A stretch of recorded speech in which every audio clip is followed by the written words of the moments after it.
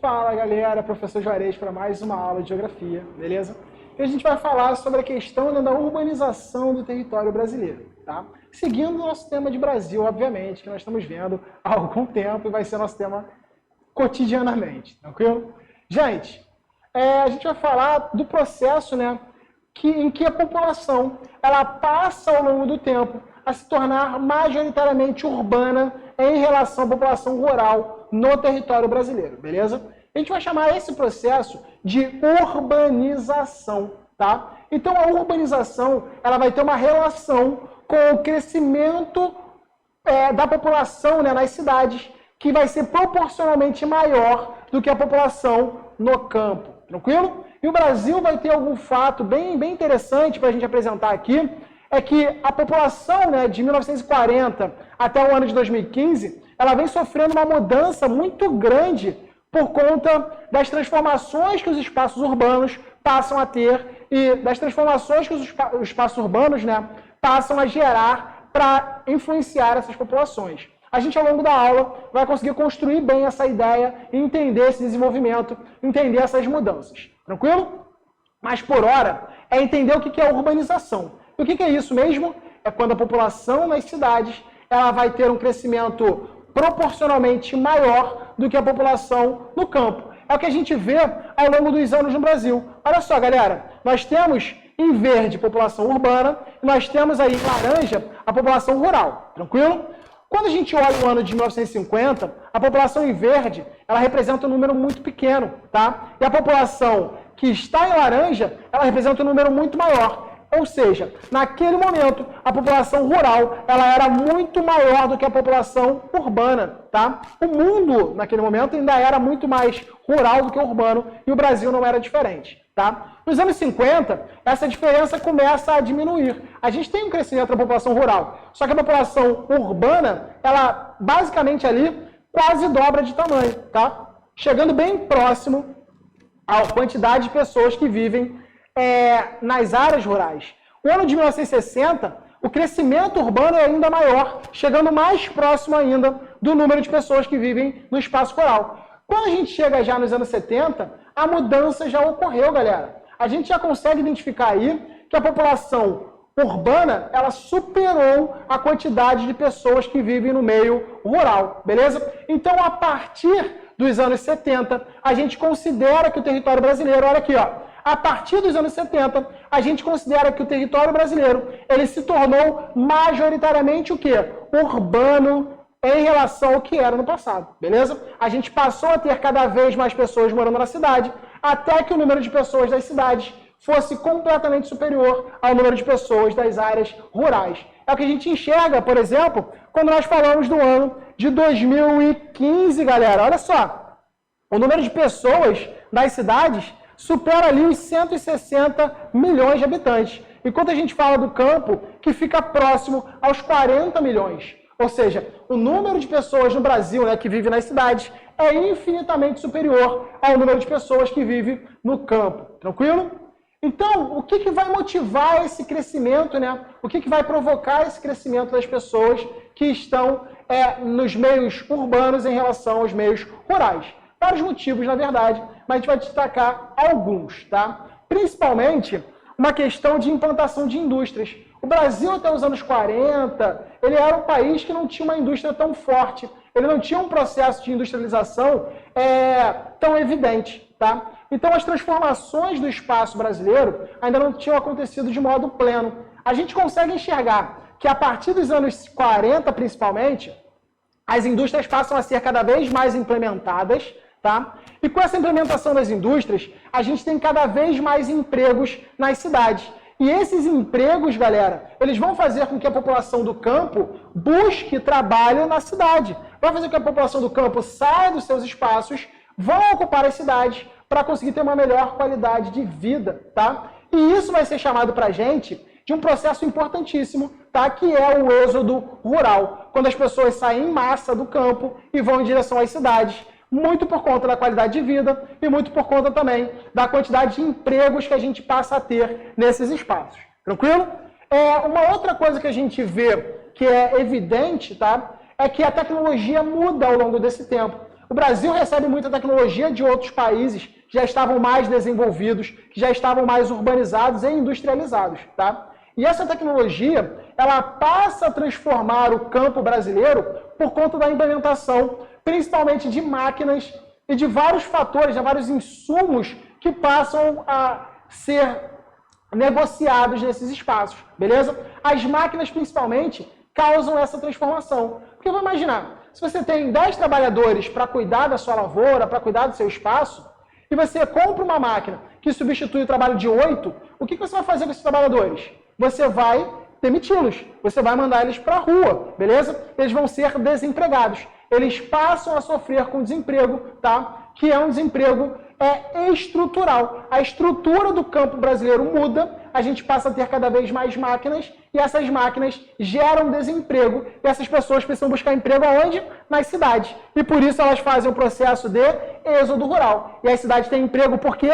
Porque elas estão cada vez mais se industrializando. Então a gente tem uma conexão dessas partes, uma conexão das coisas, para resultar nesse processo de urbanização brasileira. Beleza? Uma outra coisa importante é que no Brasil, galera, vocês estão vendo aqui, ó, aqui embaixo, ó, é que no Brasil nós temos a terra, tá? A terra que a gente vai plantar, beleza?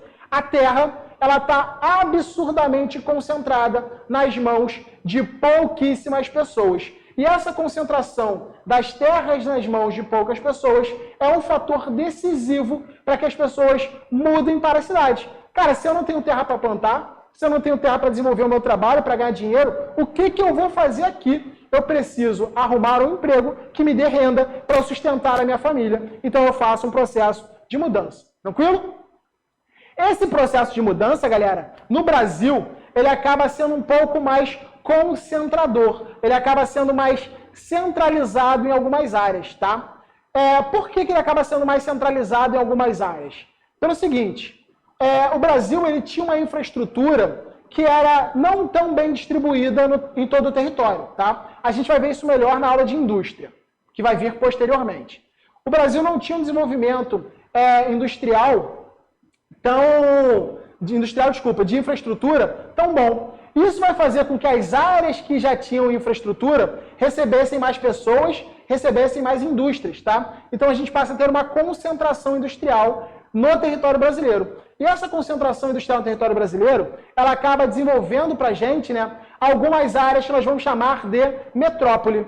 Cara, o que é uma metrópole? Uma metrópole é uma cidade, tá, que vai apresentar, né, um grau de desenvolvimento urbano melhor do que as outras cidades. É uma cidade que tem uma melhor infraestrutura de transporte, de serviços de modo geral, né, sejam eles educacionais ou de saúde, apresenta uma maior quantidade de empregos, uma maior quantidade de empresas, ou seja, a metrópole, ela acaba sendo uma cidade que vai influenciar as cidades que estão próximas a ela, beleza? Quando nós temos uma metrópole, que é a área mais desenvolvida, a cidade mais desenvolvida, e ela está influenciando as cidades que estão próximas a ela, as cidades que são suas vizinhas, tá? A gente vai formar a chamada região metropolitana. Eu tenho certeza que você já ouviu isso no jornal, já leu isso na internet, por exemplo, falando sobre região metropolitana. Mas o que vai ser isso?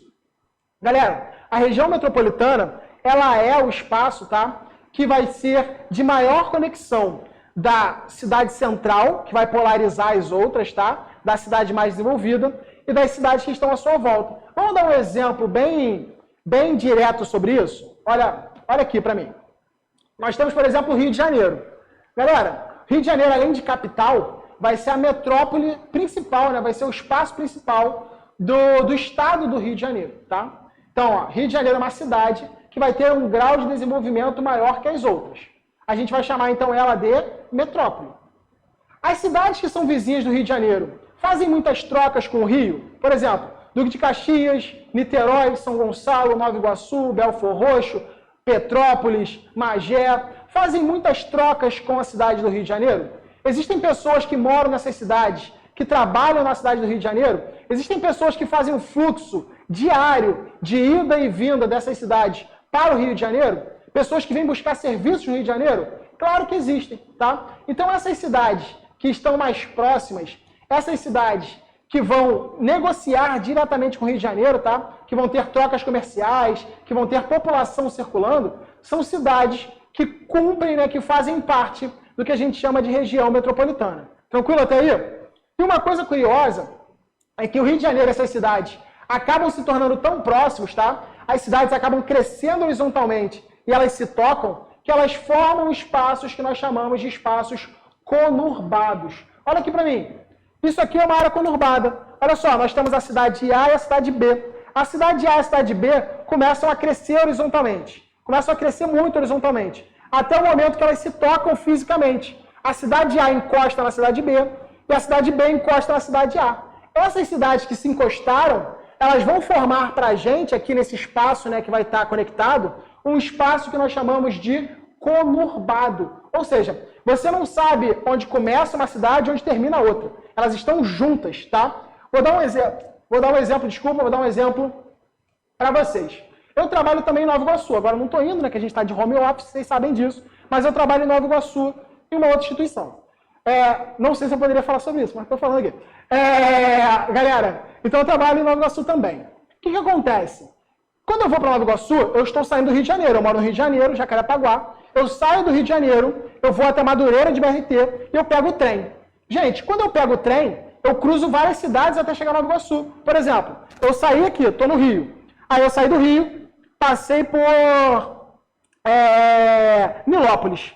Depois que eu passo por Nilópolis, eu passo por Mesquita. Depois que eu passo por Mesquita, eu chego a Nova Iguaçu. Só que tem uma coisa muito curiosa. Quando eu estou passando por Rio, Nilópolis, Mesquita, até chegar a Nova Iguaçu, eu não vejo diferença nenhuma na paisagem. A paisagem não tem vazios, sabe? Não existe vegetação, vazio. A paisagem ela está toda conectada, tá? Essa conexão é o processo de conurbação, que é muito comum das regiões metropolitanas. Beleza? Vamos lá. Aí a gente destaca algumas regiões metropolitanas dentro do Brasil. Olha só, galera, nós temos aproximadamente 36 regiões metropolitanas dentro do território brasileiro. Eu peguei aqui as 10 maiores para vocês, tá? Em relação à população, tranquilo? Nós começamos lá, ó, com São Paulo, que tem um número de mais de 21 milhões de habitantes. Aí nós temos Rio de Janeiro com 12 milhões de habitantes, quase 13. Aí nós temos Distrito Federal, Belo Horizonte, depois Distrito Federal, depois Porto Alegre, Fortaleza, Recife. Ou seja, nós temos várias regiões metropolitanas espalhadas pelo Brasil. Olha aqui esse mapa. Todas essas áreas em laranja, elas vão representar para a gente as regiões metropolitanas em território brasileiro, tá? E você vai ver que a concentração de regiões metropolitanas no território brasileiro vai estar localizada naquela região que nós chamamos de Centro-Sul, tá? As mais importantes e as maiores estão localizadas no Centro-Sul. Tranquilão, galera? Vamos seguir. Essas regiões metropolitanas, elas acabam, galera, tendo, né, o desenvolvimento dessas cidades, dessas faixas urbanas, e tendo muitas conexões entre os espaços, tranquilo? Então é legal a gente destacar algumas nomenclaturas que são importantes. Por exemplo, São Paulo é a nossa grande metrópole nacional. São Paulo é a maior cidade do território brasileiro. São Paulo é a cidade de maior importância do território brasileiro, que vai ter muita influência. Não só uma influência local, mas passa a ter também uma influência que é regional, uma influência que é nacional, uma influência que é até global, tá bom? A gente tem Rio de Janeiro como uma metrópole nacional, Brasília também como uma metrópole nacional, beleza? Nós temos outras metrópoles espalhadas pelo Brasil, tá? Que vão sendo um pouco menos influentes. Elas acabam influenciando, por exemplo, ó, quando nós falamos de uma metrópole regional e de um centro regional, elas acabam influenciando de uma forma um pouco diferente. Olha ali. Uma metrópole regional, ela vai influenciar a sua região. Uma metrópole nacional, ela vai influenciar todo o país, tá? Quando nós falamos sobre uma metrópole global, ela vai ter conexões não só no seu país, mas também em países de fora, tá? Com o exterior, tranquilo? O que acontece? Eu falei das metrópoles para vocês, mas eu não falei da organização delas, tá? E é uma organização que varia muito ao longo do tempo.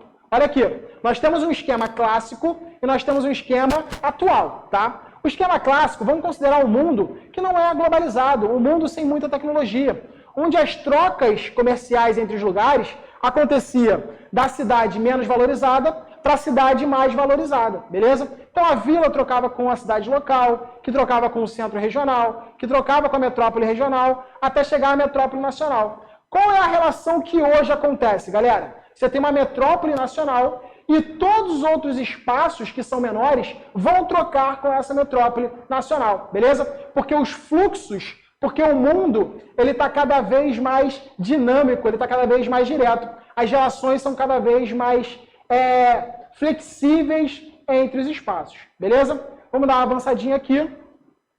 E a urbanização brasileira, galera, ela acaba gerando várias mudanças, né, para a questão socioespacial dentro do nosso país. Por exemplo, nós temos cada vez mais cidades, né, o número de cidades crescendo. Hoje o Brasil tem mais de 5 mil municípios, mais 5 mil cidades, beleza? A gente tem o desenvolvimento dessa rede de transporte da comunicação, que é essencial para isso, tá? Outras coisas também são importantes. Elas não são boas, mas são importantes. Como o nosso crescimento ele é muito acelerado, vocês viram, dos anos 70 para cá, a população urbana cresceu demais, a gente passa a ter também grande quantidade de problemas, tá bom? Problemas esses que podem ser sociais dentro do processo urbano, que vão estar diretamente ligados à questão, né, da qualidade dos serviços públicos, saúde, educação, tá? A gente tem muita gente morando em centros urbanos e o serviço público não dá conta disso. A gente vai falar sobre a questão da precariedade das construções, né, das cidades. Por exemplo, a gente não tem habitações para todas as pessoas, a gente tem muitos problemas sociais que vão envolver essa relação, tem muita desigualdade dentro das cidades, pessoas que vivem em péssimas condições e pessoas acumulando muito dinheiro, tá? A cidade, ela acaba acontecendo dessa forma, tá bom? O transporte dentro da cidade, ele vai ser muito mal distribuído. As áreas que são centrais, elas acabam tendo muito mais oferta de transporte do que as áreas que são periféricas, beleza? As pessoas ficam presas a um ou a poucos sistemas de transporte, tranquilo? Então isso acaba sendo uma verdade dentro das cidades sobre os problemas que elas vão ter por conta da grande concentração populacional, por conta do inchaço que acontece nessas cidades em relação às pessoas, tá? E uma outra questão que a gente pode destacar são os problemas ambientais que essas cidades passam a ter, tá? Por conta da movimentação de pessoas com veículos e tudo mais, a gente tem cidades que são cada vez mais poluídas, tá? Não só uma poluição atmosférica, mas uma poluição sonora também, uma poluição da água, a questão do esgoto que não é tratado em várias áreas, o lixo que passa a ser um problema muito grande pela quantidade de lixo que a gente produz dentro das cidades, beleza? Isso vai causar alagamentos, inundações, tá? Então a cidade, ela vai ter, né, uma grande quantidade de problemas motivados por essa concentração populacional. E o Brasil é um país que sofre muito com esses problemas, porque as cidades são altamente concentradas, tá bom? Galera, por hoje é só. A gente continua na próxima aula a desenvolver esse tema, beleza? Beijão pra vocês, cuidem-se e uma ótima semana. Tchau, tchau.